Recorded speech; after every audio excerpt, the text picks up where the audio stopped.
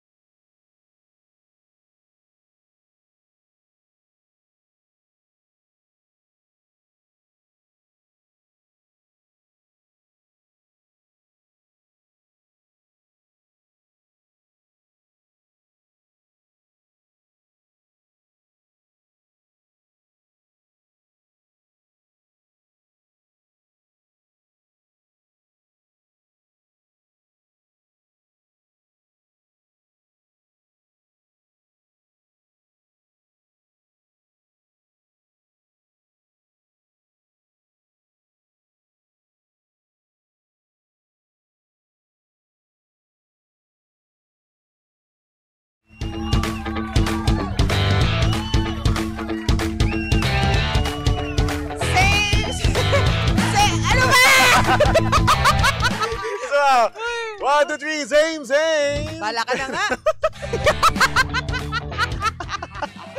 Same, same, pero iba. Pangga, we are number 1, 6.7 Energy FM. Pangga, wag mo sabihin radyo. Sabihin mo. Good morning, Luzon, Visayas, at Mindanao, Metro and Mega Manila. Hi! So magandang morning, baby Toby. Ay, good morning naman, gandang Lindsay. Nakailang, ano ba? Grabe yung same pero iba na yan eh. Nakakatuwa lang itsura mo nun. Nakailang inhale ako eh, puro inhale, walang exhale. Punong-puno ka ng gas. Nakakainis. Pamamaya, jumutot ka na dyan, ha? Sa mga hindi po nakakakita kasi, nagbibilangan kami nito. B1, 2, 3, same, Oo. same, ganon. Para nga naman kasi sabay, di ba? Oh, nakailang bilang ako. Kaso nga lang, loko-loko ako. Pina-inhale ko ng pina-inhale. Bastos! Nakakaloka. So kapag po nangamoy na dito, alam na po kung sino may sala. Si Linday po yun. Para kung nagkahika ba ako for 2 seconds. May mauutot ka na dyan. Yuck, ew, gross. Oy, grabe, hindi excuse me. Uy, pero alam mo, meron akong napag-alaman, no? Na kapag daw utot ka ng utot, healthy daw yun. As a true, Oo, yun ang sabi ni Doc Alvin. Nakita mo sa TikTok, no? Sabi. Meron siyang mahaba dong explanation, kaso nga lang nakalimutan ko siyang panuurin ulit. Grabe naman. Pero yung part na na kapag umuutod ka daw ng 20 times a day, healthy pa daw yun. Oo, in kapag fairness naman. 21, ayun, magpa-check ka na daw. Yun ang sabi nila. in fairness sa mga videos ni Doc Alvin, no? Sa una, mapapa-question ka kung, may mali ba akong ginagawa? Tama. Mahilig ka ba sa kape? Baka pag-isipan mo muna. Mag-overthink ka muna bago ka niya bigyan ng informasyon, no? Oo. So, sa mga hindi natatapos yung video ni Doc Alvin, bawal tayo sa kape. O, tinigil na kagad. Diyos ko, nag-overthink. kausap. Diba? Tapos ayun na nga, yung yung umpisa, yung intro ni Doc Alvin doon sa about sa utot, no? Ang sabi niya, utot ka ba ng utot? Baka may diferensya ka na sa katawan mo. Diyos ko po naman, natakot tuloy ako. Kinatakot natin yan. Kasi ako yung tao na talaga nga namang medyo gassy. Aminin na natin. Minsan nasa kinakain mo yan eh. Yun nga. Minsan nasa ugali mo din. Uy, wag naman ganun. Ugali? Hindi ako ganun. Uy, pero mabantot yung ugali ko. Hindi. Ibig sabihin lang, masyado sigurong fibrous yung kinakain mo. Yes, tama. Actually. Or kulang yung kinakain mo. Diba, Jim? Nakikinig ka ngayon na. Patayin mo yung radyo mo, Jim. Bakit ba nakikinig ngayon si Jimbo? Ang aga magising. Oo, ganyan daw kasi mga mga aso. Laging... Hoy, hindi mo! Totoo naman lagi silang una. Oh. Lagi silang alerto. Anong kinalaman nun kay Jimbo? Mukha siyang aso. Hoy, hindi! Grabe ka! Grabe ka bakit? kay Jim. Hindi, gwapo yun si Jimbo. Si Jim, Jim. Miss ko na yan Jim. Siguro sa babae niya.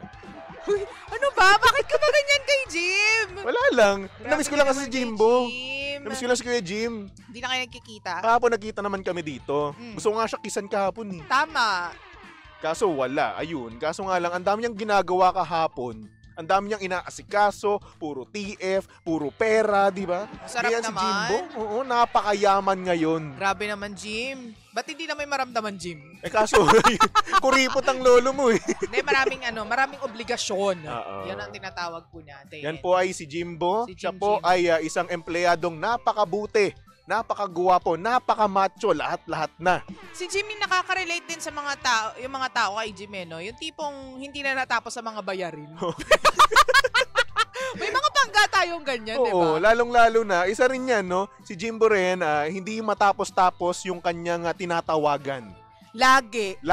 Kala mo, Ba't di ka mag-apply sa call center, diba? Jim? Every minuto, no? Oo. Every minuto may kausap. Every minuto merong tinatawag sa, boss, hello, boss. Ay, naku, ang dami. Diba? Ang daming pera nito eh. Totoo, in fairness naman sa kanya. Masabi dito, ay nako, meron siyang may gig daw siya sa SMX. May Oo gig? nga. Bakit hindi ka nandadamay sa mga gig mo? Yan sinasabi ko Yan sa iyo, tayo Jim. no? Yan. Oo, pag kami may racket, sinasama ka namin. Oo nga. Oo, pero pag ikaw may racket, iba sinasama mo. Oo. Oo, si Nicole. Grabe talaga eh. Oo, hindi man lang si Sabi ko sa Linday, di ba? Hindi rin kasi sasabihin niya, hindi pang umaga kasi kayo eh. Sis! Mas okay pa nga pag umaga di ba? Oo. Nakapasok ka na, may racket ka pa. Oo.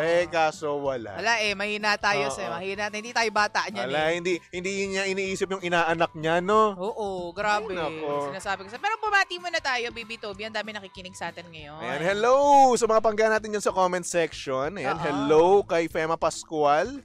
Sabi niya, ang lakas ng ilaw. Oo Hintayin nyo lang. Para kaming kukunin na ni Lord. Hindi, si Linday lang. Sana si Linday kunin na siya. Oy, de charot lang. Oy, hindi mo ako ipapakuha. May anak ako. Oy, alangan naman ako. Ikaw wala kang obligasyon. Pwede ka na mauna. Uy, huwag ayoko. Bakit si Jimbo muna? Hindi si Jim. Masamang damo yan si Jim. Ay, oo nga pala. Matagal pa yung mamamatay. Oo. Pero hindi mo sure. Medyo matanda na yan. Hindi. Mabuting tao yan si Jim. Kaya kailangan pa niya ma-spread ng kindness all over. Wow, kindness. Yes. So, hello din muna Okay, kay Leia Bautista. Good morning, Baby Toby and DJ Ellen. Say happy Friday. God bless you. Sabi naman ni Arch, sabi dito, flatulence is healthy naman. Minsan kasi dapat naglalabas ng sama ng loob. Tama ka dyan. Flatulence. What is flatulence? It's, farting a lot. Oh, Yeah. okay. That's it. Yes. Okay, thanks, bye. O, yan ang sabi ni Justin. Sabi ni Justine, hello po, good morning. Washout naman po watching from Barangay Kalumpang, Marikina, Eugenio and Bumagat family. Hello Oy, po sa sa inyo true ka lahat dyan. dyan. Hello po sa inyo dyan sa mga kabarangay po natin. Oy, kabarangay po natin. Yan, magkaiba yon ha. Uy, iba yun. Energy tayo. Oo. Okay, hello naman din po kay Jeff Tad. Sabi niya baka naman businessman talaga si Jimbo. Oo. Hindi po siya businessman, no. Marami lang po talaga siyang illegal na ginagawa. Kaya tingnan mo naman. Diba? Sabi nga nila, the way to go is illegal. Hoy, wag. Halata naman sa mukha niya eh. Uy! Halata mo may ginagawang illegal. Hindi. Halata mong nananapak ng tao. Uy, Jim! Saan traffic? Sabi ni Jim. Traffic. Oo, Saan ka traffic ngayon? daw. Saan ka ngayon? Para naman may silbi tayo sa mga pangga natin na nakikinig, di ba? Buti nga sa'yo, natatraffic ka ngayon. Uy, teka lang, pag-usapan natin, nga pala, meron akong dadaanan na balita dito, kakapasok lang. Chiching, chiching, chiching! Teka, nawala. Ayun.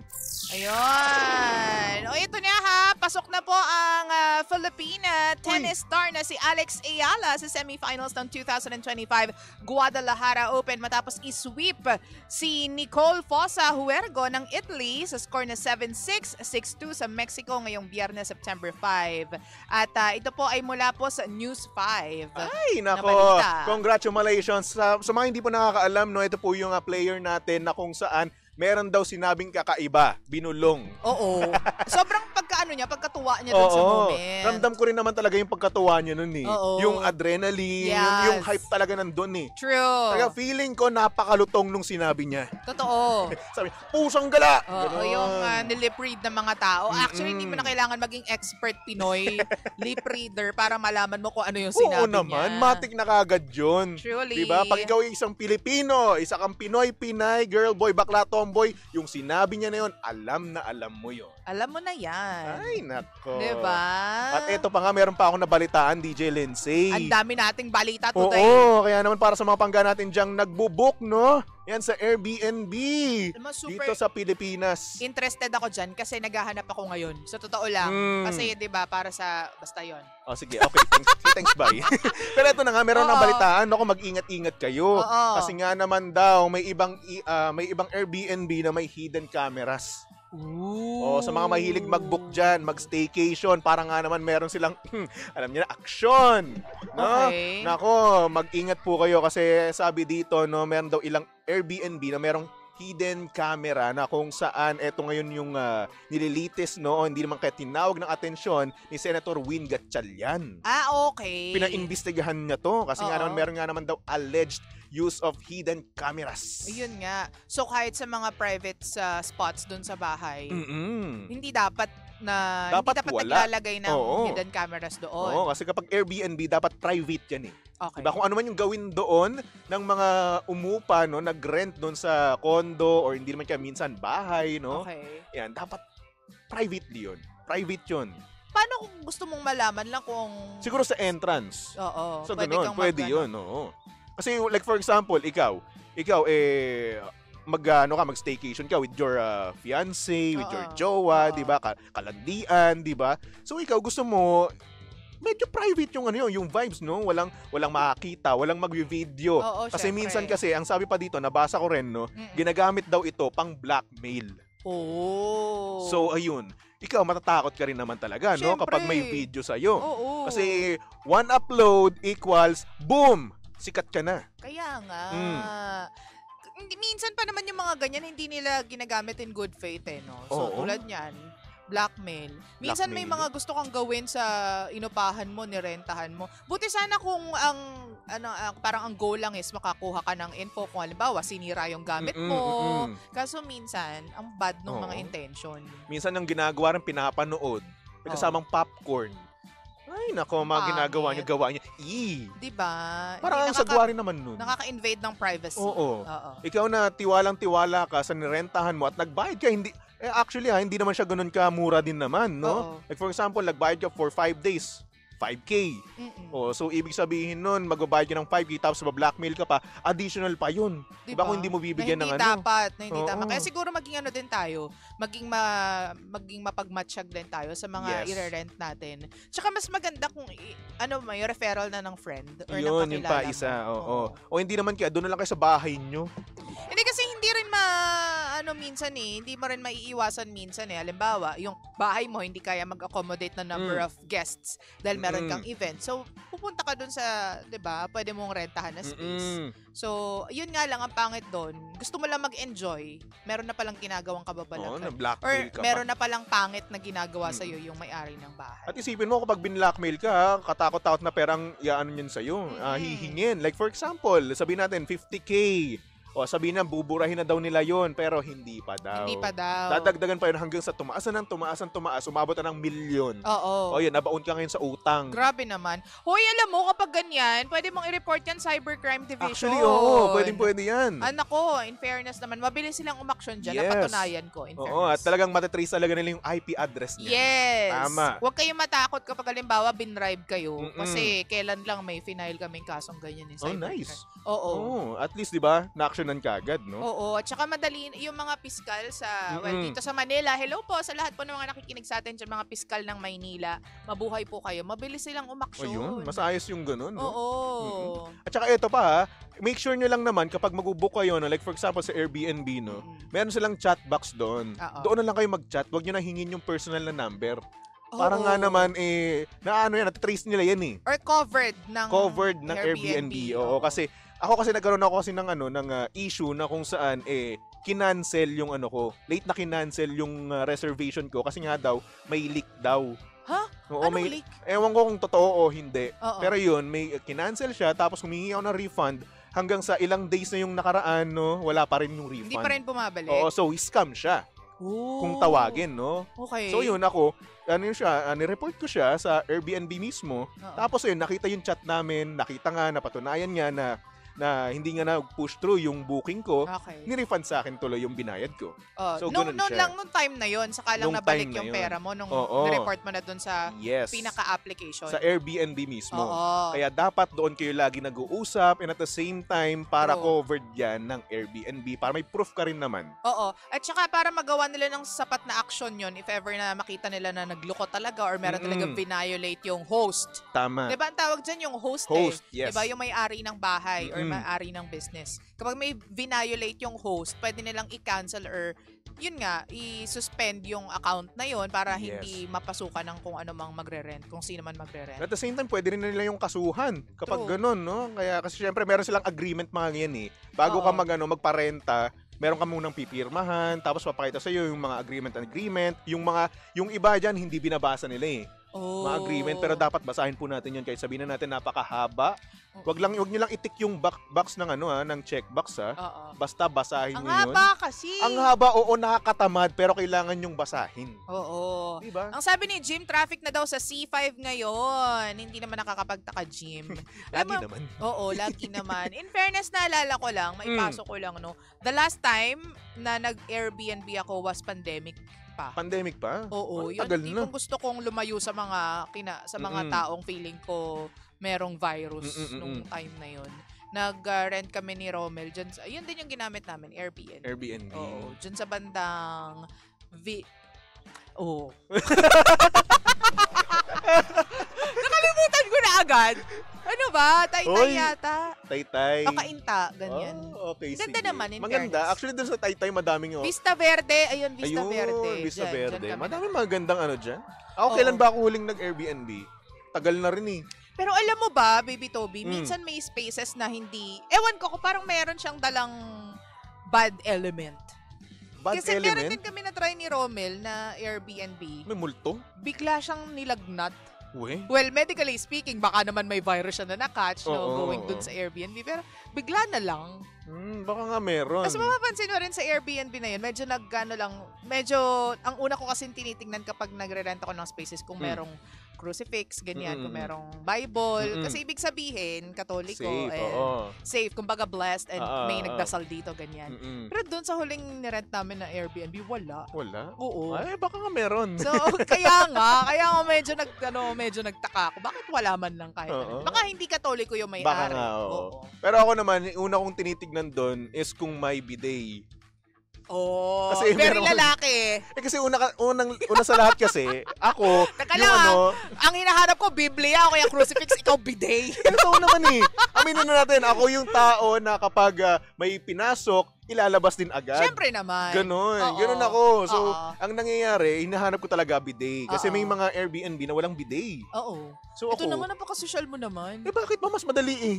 Oo Kapag naman nga. wala, di okay lang naman. Magtatabo ako, magtitimba ako. Oo. Wala namang problema doon. Pero kung meron namang mas easy way, Oo. doon na tayo sa easy way. Na-appreciate mo Oo. ng malalang malala. 5-star agad yung rating Tama mo dyan. ka Yung rating dyan, mo di ba? dyan. Plus positive comments pa yun. Oo. Sabi ni Athena, shoutout naman sa government. Wala silang nagawa. Late ako. Oy, mag-ingat ka. Okay lang yan. Walang problema. Pag kung nasan ka Mag-ingat mga Athena, ha? Susumbong kita, akala mo, ha? Nakakaloka. 500. Marami talagang late ngayon. Mm-mm. Feeling ko. O intern nga natin kanina, usually dumadating siya dito bago mag alas 6 or alas 6 mismo. Oo. Eh ngayon, dumating siya around 6:40, mga ganun. 6:40. O hindi yung usual na dating niya. Kasi nga naman daw, traffic nga daw. Rush hour na rin naman. So ayun. Mag-ingat po kayo dyan. Mag-ingat kayo ng malalang malala at mabisang mabisa. Ay nako, anyway. DJ Lensay, magbalik tugtugan nga muna tayo, Okay. no? Oo. So medyo shut up muna kami dito. Yes. For our next song. Para to sa mga pangga natin dyan na talagang nga namang in love na in love. Hey! Ay nako, yung tipong nag-check-in lang, nag-Airbnb lang. Ay nako, forever na tayo. Halika dito. At Uy, may ganyan syempre, talaga. Oo naman, ganoon naman talaga. Isang tikim. Uy, forever na ulit. Kaya nun for our next song, nako para to sa mga pangga natin dyan, pipiliin nila ang kanilang partner para, alam mo na, habang buhay. At syempre, pipiliin hanggang sa susunod na habang buhay. Uy, gusto ko yan! Sana all may panghabang buhay na. Meron, maniwala ka ikaw kasi wala sa ngayon. Ouch, ha? Wala sa ngayon lang naman. Sa ngayon lang. Oo. O, sige, hoping pa rin ako, ha? Thank you.